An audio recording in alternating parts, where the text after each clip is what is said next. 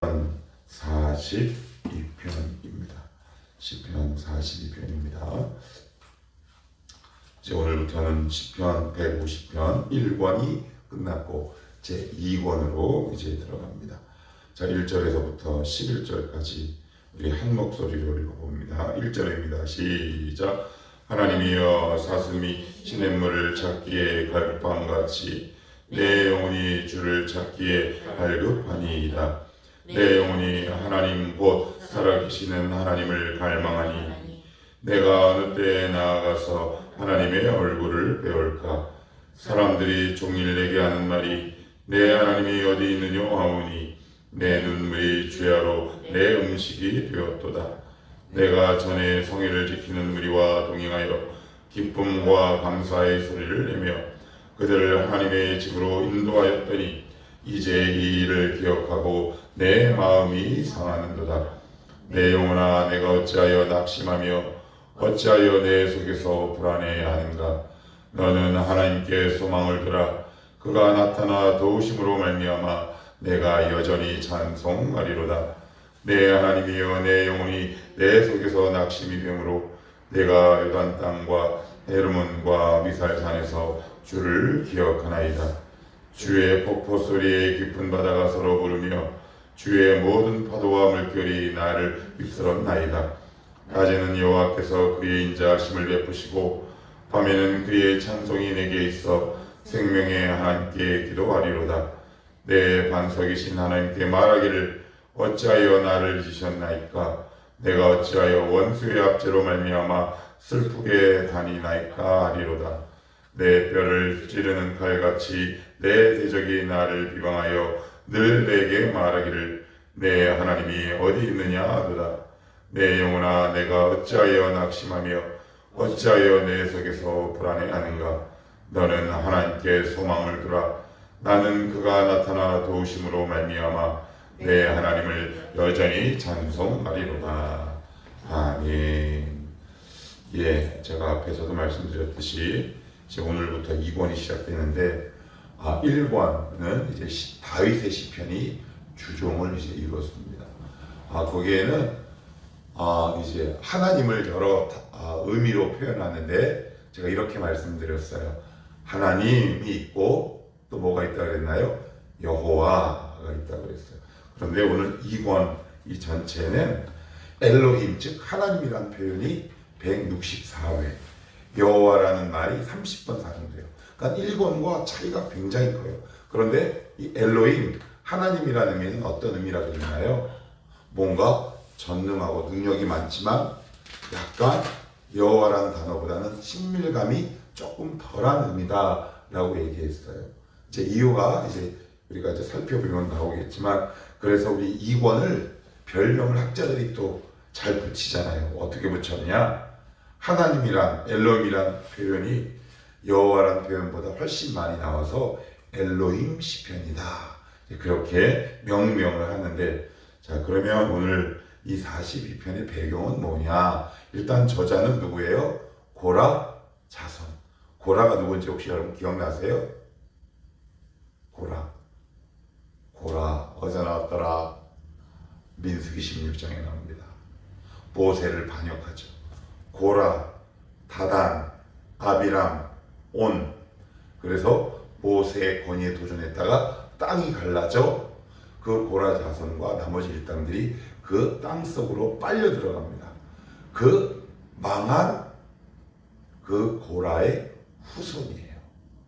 그러니까 되게 남다르겠죠. 우리 조상들은 죽었어요. 그런데 그 후손들은 하나님을 노래해요. 이게 얼마나 놀라운 은혜요.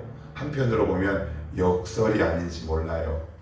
그런 것을 염두에 두시면 훨씬 더 고라 자손의 시라는 것을 여러분이 읽을 때마다 아마 조금 감정이 남다르다 싶을 겁니다. 자, 그러면 이게 언제냐? 바벨론 포로기 있잖아요. 바벨론 언제요? BC 8세기경에 이제 바벨론에 의해서 남유다가 멸망당하잖아요. 이제 거기 끌려가서 지은 시로 학자들이 추정을 해요. 그러면 이제 그런 근거들이 있을 거 아니에요. 자, 그런 근거들을 한번 찾아보면서 오늘 말씀을 한번 나눠봅시다. 1절에는 이렇게 얘기합니다. 하나님이여 사슴이 시냇물을 찾기에 갈급함같이 내 영혼이 주를 찾기에 갈급합니다. 1절에 갈급하다라는 표현이 2번 등장하고요. 2절에도 어떻게 얘기하느냐? 저 중간에 보시면 하나님을 갈망한다. 갈증이 난다. 목마름이 난다. 그래요. 그런데 우리 주님이 뭐라고 말씀하세요? 나를 믿는 자는 영원히 목마르지 않는다. 그런데 오늘 시편 기자는 목마르다고 표현하네요. 왜 그럴까요? 제가 이런 비유를 한번 들어볼게요. 제가 예전에도 한번 이런 비슷한 이해를 여러분들에게 말씀드린 적이 있는데, 제가 신대원 시절에 읽었던 그 사회심리학 관계책 가운데 미국의 한 사회심리학자들이 미국의 초등학생들 몇 개 샘플을 이렇게 두고, 그 다음에 한국에도 한국 학자들과 동업해서 이제 그 실험을 했어요. 어떻게 했느냐? 한쪽은 인스턴트 식품을 준 거예요. 햄버거, 피자, 치킨.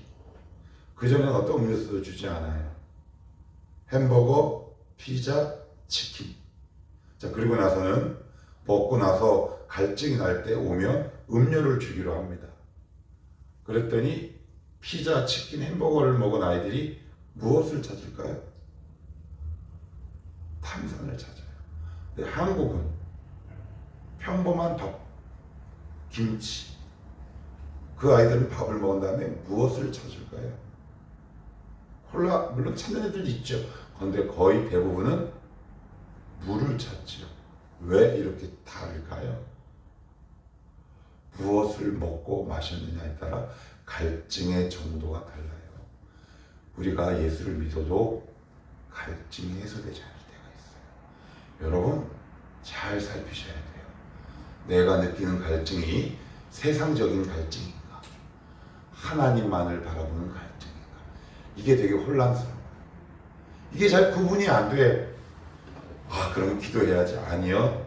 여러분, 우리를 그렇게 모르세요? 인간이 만만하지 않습니다. 인간이 만만하지 않아요. 자, 그러면 이 배경이 언제라 그랬어요? 바벨론? 포로. 그러면 우리도 언제 안다는 거예요? 어려운 일 당해봤을 때 알아요. 그래서 하나님은 여러분의 갈증을 드러내세요. 근데 너 정말 나에 대한 갈증이냐? 아니면 세상적 욕망과 출세에 대한 갈증이냐? 그래서 여러분 안에 있는 갈증이 어떤 갈증인지 잘 구분하셔야 돼요. 우리는 보통 기도한다는 명목 아래 이것이 하나님으로부터 온 갈증이다라고 착각하는 경우가 저도 굉장히 많아요. 그런데 어느 날 나의 삶이 무장해제가 되고 나면 내가 원하는 게 뭐지? 라는 질문을 하나님께 던지게 되더라고요. 하나님, 제 안에 이 갈증은 뭘까요? 저 혹시 세상적 목마름인가요? 그걸 언제 알았다? 바벨론에 끌려가서 나고야 알았어요. 여러분 안에 있는 갈증은 어떤 갈증이십니까? 세상적 목마름입니까? 아니면 하나님만을 위한 갈증입니까? 오늘 고라자서는 바벨론 포로로 끌려가고 난 이후에 거기서 제대로 된 성전 예배 있다 없다? 없어요. 하나님을 마음껏 찬양하는 것 없습니다. 거기에 가서야 비로소 우리가 그 전에 하나님을 예배한다고 했지만 사실 나의 세속적 목마름을 해결하기 위한 하나님을 찾는 거였구나. 이제 진짜 목마름이 오기 시작한 거예요. 하나님, 망하고 나서야. 여러분, 이게 인간이 이래요. 잘 될 때는 잘 모르는데 나의 삶이 무장해제가 되고 발가 벗겨난 뒤에야 비로소 내 안에 있는 목마름과 갈증의 종류가 어떤 종류인지 드러나더라. 그래서 오늘 시편 기자는 고라자서는 1, 2절에 이렇게 얘기하고 있죠. 제가 다시 볼게요. 하나님이여 사슴이 시냇물을 찾기에 갈급함같이 내 영혼이 주를 찾기에 갈급하나이다. 내 영혼이 하나님 곧 살아계시는 하나님을 갈망하니 내가 어느 때에 나아가서 하나님을 배울까. 자, 그리고 나서는 그 주변에 여러분들이 바벨론 사람 하세요. 제가 여기 포로 할게요. 막 예배해요. 물론 제대로 된 예배는 아니에요. 그런데 사는 꼬라지는요. 바벨론 사람들이 보기에 어때요? 이스라엘 사람들 포로잖아요. 그런데 하나님 여호와 신앙이 있는다고 그래요. 그러면 누가 이긴 거예요? 여러분이 이긴 거예요. 바벨론 사람이 이긴 거예요. 야, 예수 믿는다고 하면서 종일 하나님 찾는데 네 사는 꼴이 그거냐? 여러분, 그럴 때 할렐루야 할 사람이 누가 있겠습니까? 믿지 않는 사람들이 우리를 향해서 말로 내뱉진 않지만 은근하고 뭉근한 시선과 그 눈길로 우리를 이렇게 깔보고 있을 때 우리는 하나님 앞에 대한 탄식이 나오지 않겠습니까? 하나님 이게 뭡니까? 라는 탄식이 나올 수밖에 없지요. 오늘 그래서 이렇게 얘기하는 겁니다. 사람들이 종일 얘기하는 말이 내 하나님이 어디 있느냐? 너 찾아봐라. 이런 비슷한 상황을 어디서도 겪어요? 십자가 위에서. 주님이 십자가에 달렸을 때 뭐라 그래요? 지나가는 행인들이 주님께 침을 태하고 뱉으며 아이고 지도 구원하지 못하는 주제에 이렇게 욕하면서 지나간다는 말이에요. 우리도 그럴 수 있다. 그럴 수 있어요. 자, 그러면서 이 고라자손이 어떤 일을 회상하느냐? 4절 다시 한번 읽어볼게요. 시작. 내가 전에 성의를 지키는 무리와 동행하여 기쁨과 감사의 소리를 내며 그들을 하나님의 집으로 인도하였더니 이제 이 일을 기억하고 내 마음이 상하는도다. 이게 무슨 말일까요? 아, 그때가 좋았구나라는 걸 알았어요. 언제 알아요? 잃고 나니까요. 이게 누구예요? 우리예요. 이게 누구예요? 인간이에요. 잃고 나야 매주일 그냥 여기 와서 예배 드렸던 것이 그 성전 제사가 구약식으로 얘기하면 우리식으로 얘기하면 이 자리에 모여서 삼사 모여 예배하고 교제하고 함께 식사도 하고 삶을 나눴던 것이 얼마나 놀라운 특권이고 은혜였는지 언제 알았다? 다 잃고 나니까. 우리 그래서 하나님이 최근에 경고하신 게 있잖아요. 전 세계적으로 우주적으로 3년 동안 뭐가 있었어요? 코로나가 있었잖아요. 오프라인 예배가 이렇게 귀한 거였구나. 언제 알았어요? 전에는 잘 몰랐어요. 근데 아마 또 시들시들해질 거예요. 지금 고라자손은 그때를 기억하는 거예요. 그렇구나. 성전에서 마음껏 찬양하고 마음껏 기도하고 하나님 앞에 마음껏 제사하고 예배하는 그때가 좋았구나 라고 생각하니까 마음이 확 상하는 거예요. 바보야. 우리 식으로 얘기하면 가슴을 쳤다라는 얘기죠. 자, 그러면서 이제 시야가 점점점 확장되고 확대됩니다. 자, 그러면서 5절 제가 읽어볼게요. 내 영혼아, 내가 어찌하여 낙심하며 어찌하여 내 속에서 불안해하는가? 너는 하나님께 소망을 두라. 그가 나타나 도우심으로 말미암아 내가 여전히 찬송하리로다. 그래. 그때는 그때고 지금은 지금이야. 과거로 돌아갈 수 없잖아요. 그죠? 이 주어진 현실과 현장에서 내가 다시금 어떻게 믿음을 회복할 것인가? 그러면서 시편 기자는 두 가지 부정적인 단어에 주목해요. 여기 한번 보세요. 낙심과 불안. 그죠? 낙심과 불안이에요. 여러분, 하나님을 향한 시선이 딱 거두어질 때 우리 가운데 가장 먼저 나타나는 두 가지 현상에 대해서 얘기하고 있어요. 낙심과 불안입니다. 낙심이 됩니다. 상심이 됩니다. 불안이 됩니다. 그래서 우리가 꼭 기억하시면 좋겠어요. 내가 지금 낙심이 되거나 불안하다. 그러면 그 뿌리를 보셔야 합니다. 이 뿌리를 보셔야 돼요.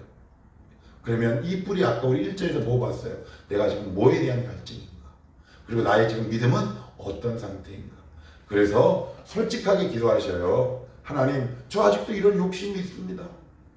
하나님, 저 이런 욕심 아직도 있네요. 조금 더 용기를 내볼까요? 어쩌라고요? 도와주십시오. 이게 솔직한 믿음이에요.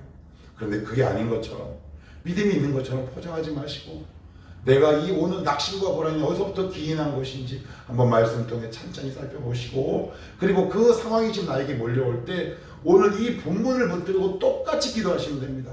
아니면 이 말씀을 읽어도 돼요. 그래서 시편은 기도하는 시잖아요. 그죠? 우리 같이 한번 읽어봅시다. 5절 시작. 내 영혼아, 내가 어찌하여 낙심하며 어찌하여 내 속에서 불안해하는가? 너는 하나님께 소망을 두라. 그가 나타나 도우심으로 말미암아 내가 여전히 찬송하리로다. 하나님이 짠하고 나타나 도우신답니다. 이것을 믿는 것이 믿음이라는 단어죠. 그죠? 우리 어제도 주일 설교 얘기했어요. 만약에 아브라함이 평소 하나님과의 교제와 관계가 끊어진 사람이면 아브라함을 방문한 3명의 사람을 하나님으로 인식할 수 있었을까요? 없었을까요? 없었어요. 뭐야? 발이나 씻고 가쇼. 이렇게 했을지 모르는데 어떻게 해요? 머리, 가슴, 배, 무릎이 땅에 딱 닿다 그랬어요. 하나님을 알아본 거죠. 그럼 뭐가 있었다는 거예요? 아브라함이 믿음이 있었다는 거죠.